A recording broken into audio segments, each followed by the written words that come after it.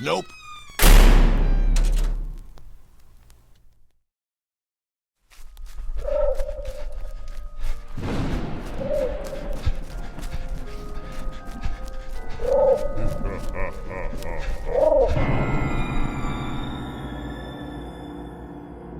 Hello, dear listeners, and welcome back to the Nope Too Creepy podcast.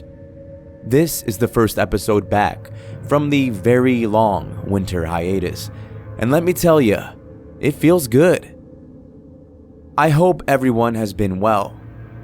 Before we dive into the scares, I want to make a few announcements. To start, the show will be changing just a bit. Those of you who have tuned in before likely remember that each episode followed a certain flow. It would either have 2 medium-sized stories or 1 long story, and would often have a certain theme. Well, now, 90% of the time, the episode will feature a single story. The only exception will be if there's a very short story that I think you'll appreciate. Then, you'll get a small appetizer before the main course. But the other change in the format is that the show will go from being bi-weekly to weekly. Every Friday, you can expect a new episode of the show, unless I tell you otherwise. For the sake of the story, I will reserve the remaining news items for the end of the episode. That means those of you who just came here for the chills and thrills can dip on out early. I'd really appreciate it if you stayed though. But I respect your decision either way, dear listener.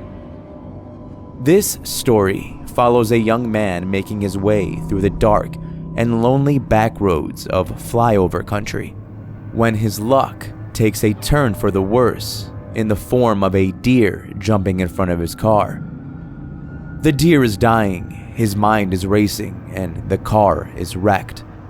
But dear listener, that is just the start of what is sure to be the worst night of his life. Written by author Dylan Skeldrum, I present The Roadkill Eater.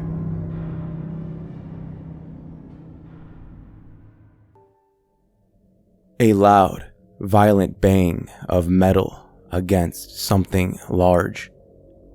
The screech of tires and the car coming to a halt as I slammed the brakes and jolted upright, my blood running cold and my heart sinking in my chest. I stared out at the country back roads through my windshield, the only illumination in the area from my headlights. The only sounds were that of my quiet radio and the gentle rumble of the car engine. I sat in stunned silence for a second, my attention drawn to the few flecks of blood visible on the glass before me. Then, there came a long, pained groan from the front of my vehicle, high-pitched and throaty. I swore under my breath as I sat up taller in my seat, trying to see what laid in front of my hood. I caught a glimpse of a large deer laid on its side and weakly kicking at the air. Opening my car door, I stepped out into the cold night air and closed it behind me while I took tentative steps around to get a better look. The animal was in a horrible state. I could see it was bleeding from its head, its body dented inward, and 3 of its legs were mangled. One was barely hanging on by a few straps of skin and muscle, flopping limply. I could see the vapor from under its breath as it writhed in agony, giving a weak cry every few seconds. The blood around it formed a gradually larger puddle as it struggled against the apparent pain, reflecting bright in the headlights. I'm sorry. I didn't see you. I didn't see. I muttered my apology without thinking.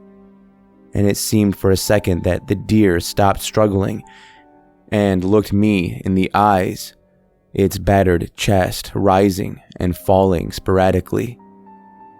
My gaze turned to the vehicle, the hood of which was badly damaged and steaming. Blood and tufts of fur stuck to the grill, which was busted out of shape. I was still a ways from home, but I wasn't sure about driving it in that condition. What was I supposed to do then? Who do I call? For the deer or my car, for that matter. The animal was clearly not going to make it. I didn't need a vet to tell me that.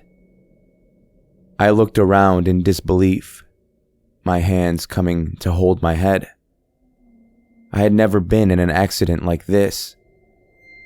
Why did it have to happen tonight and here?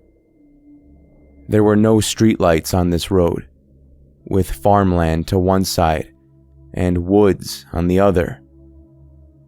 Another yell of pain came from the injured animal, taking my attention back to it. I gave my own stressed groan, venting some of my anxiety as I reluctantly knelt down a couple of feet from the doe, one hand on my car. At that point, my free hand shot up to cover my mouth and nose as a horrific stench hit my senses. I nearly gagged, choking on the offensive smell of rot that wafted my way. Was that the smell of the deer? Was it already sick before I hit it? Should I just put it out of its misery? It was clearly suffering horribly. As I watched it struggle, tears forming in my eyes from both the abject sadness of the scenario and the foul smell, I looked past the dying animal to the side of the road. I hoped I might spot a large rock, anything that might help spare the thing further pain, and myself from having to hear any more of those haunting, agonized whines while waiting for help. As I scanned the edges of the road, I stopped and froze. Just at the boundary of the tree line was a pair of eyes. Upon realizing this, I did everything I could to remain perfectly still, because they were unmistakably locked upon me. I could tell. It knew that I knew it was there. That thought scared me for some reason, almost more than the fact that some strange creature was stalking me in the middle of the night. The deer whined, thrashing a little, which caused the thing to change its focus. I took the opportunity to move back a single step, but as my heart raced in my chest, I feared that sudden moves would provoke it. If it was a bear, it could easily run me down, even break into my car. It seemed to be about that size, judging from where the eyes were, if it were on all fours. I didn't have a gun or anything that would help me defend myself. I would be at its mercy. Even so, it still seemed to be captivated by the deer, which showed signs of slowing movement. Its cries were little more than breathy huffs, as blood bubbled from its lips and its head sat lazily on the asphalt road. It was surreal. I was sitting there in my own headlights, watching this dying creature in the company of another. Like it was some sick kind of show that the two of us were obliged to watch. Was it something karmic? That I had to wait and view the full consequences of my careless mistake? These thoughts kept my head busy as the two orbs of the watcher kept focus on the cervine victim. I tried my best to squint my eyes, to adjust to the darkness and make out more of what the creature dwelling on the edges of the shadowy forest might be. The eyes seemed to glow ever so slightly, and had a tinge of yellow to their color. I couldn't make out any pupils, or the shape of the head beyond something that looked like it might be a snout. I jumped when the deer made its final sound, a long, drawn-out wheeze that would prove to be its death rattle. It laid still. Then, the bloody tongue slightly lolled out, and its legs went limp. I wasn't sure what this would mean for me, but I felt horrible that the creature had suffered the way it did. Such a long, drawn-out death, full of pain and fear. My fullest attention was brought back to the creature on the side of the road when it made its first real movement since I'd noticed its presence, simply tilting its head. The motion seemed inquisitive, yet was accompanied by the sound of creaking and soft cracking, like stiff bones finally in motion. I swallowed hard, finding my throat sore and tight. My eyes stung from lack of blinking, which the creature itself had yet to do as well. When I finally did, it was a quick, deliberate motion to squeeze my eyes shut. It seemed to have prompted movement. It was not a bear. I don't know what it could have been, but it was not natural. It was some kind of abomination. Its head gradually emerged first, the dark outline of a humanoid face with an extended jaw, arms much too long that reached forward in a slow, methodical fashion to allow it to creep towards me without jerky or fast movement. Each inch was painfully deliberate, the thing getting closer to the beam of the headlights, allowing me to make out more of its form. Its skin was almost entirely a pallid, yet dark gray.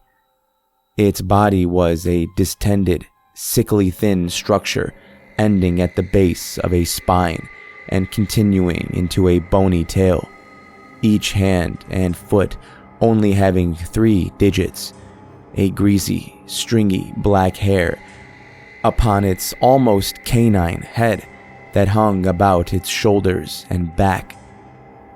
My lips parted as I trembled in place, my hand still upon the car, which I felt like holding onto as some sort of lifeline, the only real thing around me in that moment. The otherworldly smell of rot grew stronger the closer it got, sour and deathly. I felt like throwing up, both from fear and disgust, as it neared the side of the car opposite of me. Its eyes were on me for a brief moment, as mine filled once again with tears from the sickening smell, before it turned its head to the body of the deer. One spindly arm reached forward, steadily approaching, before finally entering the cone of light from the car. The skin of the hand appeared leathery and wet, with each of the 3 fingers ending in a black claw, almost like vulture talons. It prodded the doe, once, then twice, awaiting any kind of reaction, but it was clear that the animal was now dead, the body lifeless. I considered trying to slip around the side of the car. I thought about sneaking away, seeing if there was any chance my engine still worked so that I could drive away and never take this road again. But I couldn't shake the fact that I was still within arm's reach of this thing. If it decided I was a target, It could easily lurch over the hood and grab me, and the way its movements were all so slow and careful, it was like it was saving energy, and so it had plenty to spare for me. But then, the claws reached for the deer's head. They came to the face of the animal, one sharp digit lifting its eyelid open as far as it would go, before the other two suddenly dug their way into the socket with a sick, wet squelching, twisting as they pried the eyeball from its socket. It pulled back roughly enough to bring a long line of dangling pink nerves that once connected to the brain. I felt my stomach churning, bile at the back of my throat in response to the gruesome display, but it was far from over. The monster brought the eye to its mouth, which opened all at once with an additional wave of sheer stench to reveal far too many eerily human teeth lining the extended jaw. The canines were sharp, almost serrated, standing out from the rest. It slipped the eyeball onto its long, black tongue, and as the jaws closed, the muscle pushed the organ between the flatter of its teeth, causing it to briefly strain against the pressure, before popping into loose goo, bursting like a ripe tomato. I vomited. The smell of death and decay from its open maw, along with the sickening display of its picky scavenging, too much for me to endure. I emptied the contents of my gut down beside the tire as I let out a sobbing noise, coughing, prompting the creature to glance up at me briefly, before turning back to its meal. In one quick movement, it stabbed its claw into the deer's stomach, then split it open with eerie precision, causing blood, intestines, and loose organs to spill forth. I wiped my mouth and nose, eyes wide and shaking, but now armed with the knowledge that it was not interested in me, at least for now. Even still, I couldn't take my eyes off the sight of it, as it ripped the deer's ribs apart to get to the vital organs protected underneath, pulling them out and eating them like a gourmand. I took one step back, then another, moving away from the gory feast, until a loud, violent bang of metal against something large. The zoom of the car continuing on without stopping, as I am weightless for a moment, stunned and unable to comprehend what was happening, before hitting the ground with a hefty thud. My finger twitches, and my mouth opens, only for me to give a breathless whimper of agony as it finally sets in. I felt dizzy. I couldn't move my legs. I could barely shift my arms, and any other motion brought overwhelming pain. Tears steamed freely down my face and onto the cold road, which gradually warmed with traces of my blood. My chest rose and fell with shadow inhales and unsteady exhales. I could taste copper on my lips as I stared up at the night sky. Surely the person who hit me would stop, right? I told myself this, even as I could no longer hear the sound of their vehicle. I glanced to my side from where I lay, and could see the partially butchered corpse of the deer, and past it in the darkness, the creature. It had slunk back into the shadows, but was approaching once more. It tilted its head as it looked at me, till it matched the angle at which I lay. This would be how I died, I realized. I would expire on this road, in the cold and be eaten by whatever this was. I wondered if there would be anything left of me when it was all over. Would people just find my abandoned car, battery dead, with no sign of my body? Would I be just another missing persons case?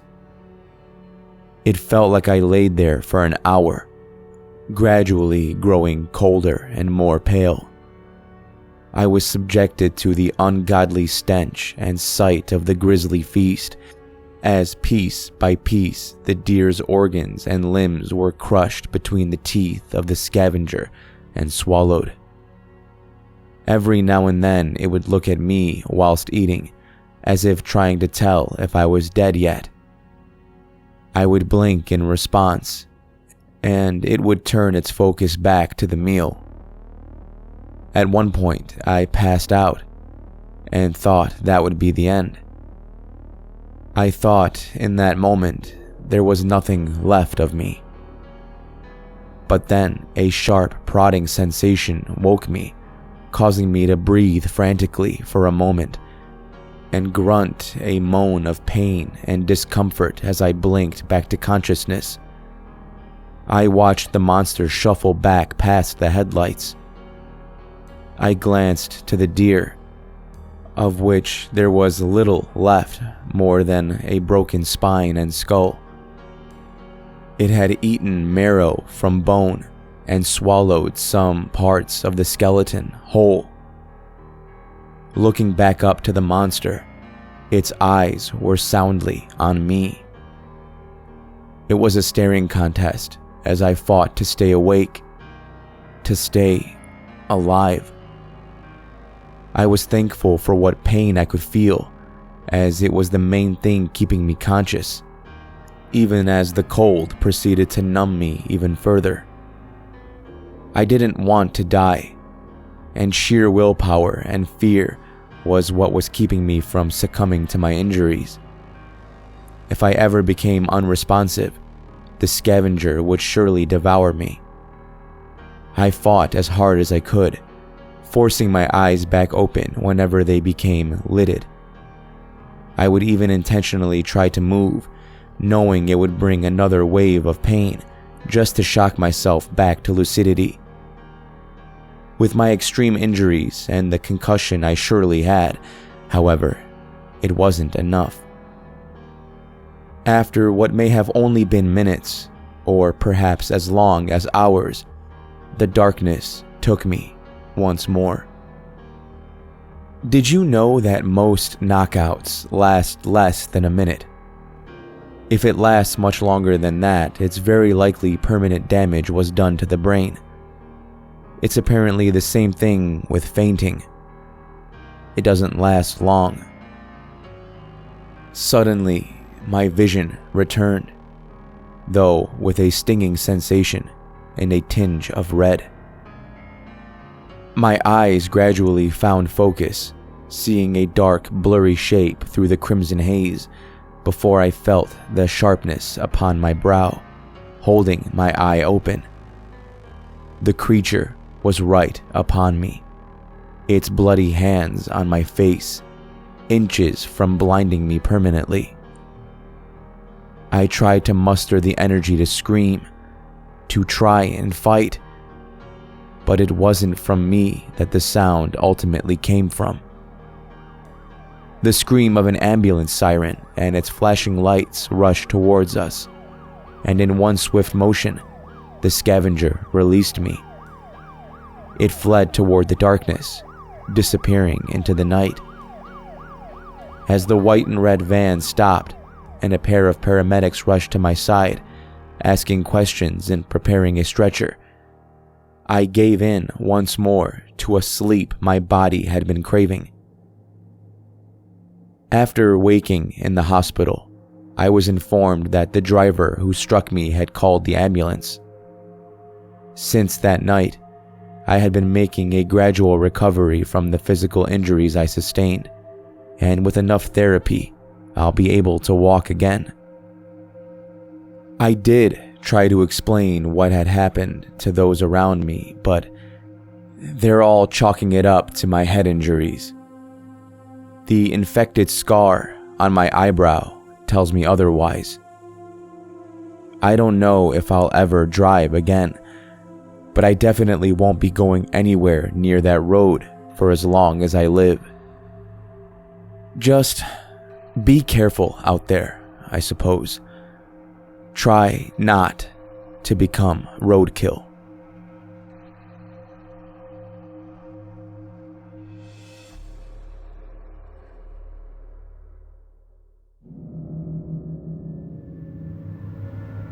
I bet you'll be a bit more vigilant the next time you're driving through God's country, huh? I know I will. The last thing you want is to get hunted down by a horrifying cryptid. I want to give another huge thank you to the author of this story, Dylan Skeldrum. Links to connect with Dylan and find more of his stories can be found in the show notes. Speaking of cryptids, hunting, and show notes, let me continue on with the updates. I want to happily announce that my horror board game that I talked your ear off about last year, Encounters, the Cryptid Hunting Game, went out to all the people who backed it on Kickstarter and is now live for everyone to order. I'll leave a link in the show notes if you're interested, along with a promo code that will save you some cash. But I also want to mention that shipping might take a little longer than expected. Just putting that out there right away. Depending on when you hear this, I may or may not be in a different state. That brings me to my next bit of news. In a few weeks, ya boy is getting married and moving out of the Chicago area, heading to Houston, Texas. While that is all super exciting, there is the issue of logistics for Encounters. Long story short, all of the inventory for Encounters will remain in Chicago for the next several months.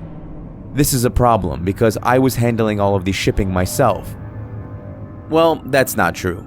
My dad was a vital factor in getting all the packages sent out, and I could not have done it without him. But either way, if I'm not there, getting them shipped could be tricky. I just ask that if you do order a game that you stay patient. If you go on the site and see that the game is sold out, just know that it likely is not. I've simply deactivated it due to being away.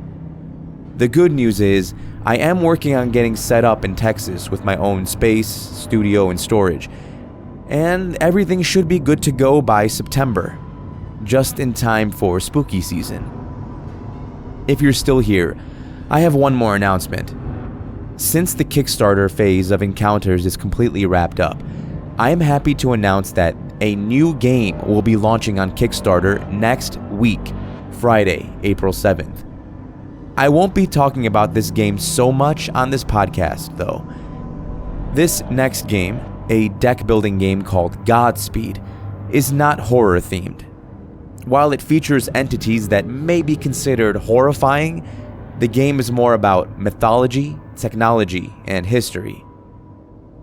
These announcements have gone on for a while, so I'll just discuss the game more next week once it's live. Until then, dear listener, this is your host, Dan David, reminding you all to stay safe out there. I'll be seeing you in the next episode. Nope.